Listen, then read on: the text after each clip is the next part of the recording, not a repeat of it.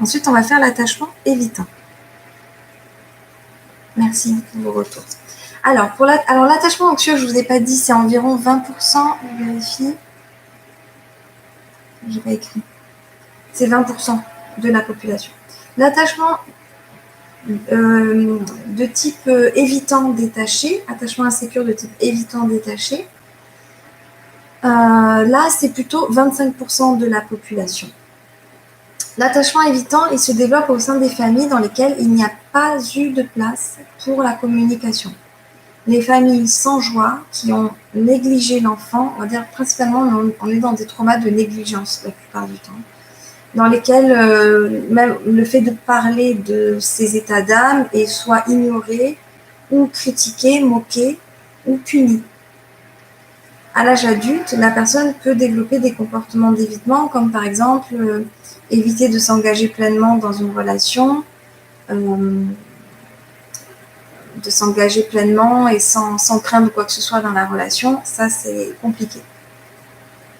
Même si au fond d'elle, c'est ce qu'elle désire le plus au monde, il y a un mécanisme psychologique qui va l'interdire, cet engagement. Éviter l'intimité intellectuelle, affective, éviter l'intimité sexuelle, ça peut entrer aussi dans les manifestations possibles de ce type d'attachement insécure. Ce sont des personnes qui ne demandent rien à personne. Sur le plan psychologique, on peut faire l'hypothèse que la distanciation affective est recherchée parce que l'intimité peut générer un trop-plein d'émotions, voire même de la souffrance, difficilement supportable pour la personne. Et on retrouve souvent dans cette catégorie des personnes qui ont une grande sensibilité, qui par cet évitement, en fait, vont se protéger tout simplement des débordements émotionnels qu'ils ne savent pas gérer, en fait. Au final, ces adultes peuvent donner l'impression aux autres qu'ils s'en foutent un peu de tout, que rien ne les touche, qu'on ne les connaît pas vraiment. En fait, l'inverse de ce qu'ils veulent dans les relations la plupart du temps. Et s'il y a des liens d'attachement qui arrivent à se créer malgré tout, il est possible que ce soit des relations à sens unique. C'est-à-dire que c'est l'autre qui va se livrer, c'est l'autre qui va investir la relation, et c'est parce que l'autre y met beaucoup d'engagement que ça va marcher.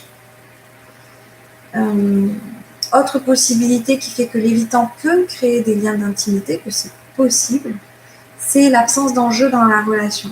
Avec un partenaire, par exemple, qui n'est pas disponible, marié, qui vit loin, donc qu'on va voir assez peu souvent, les rencontres virtuelles, par exemple.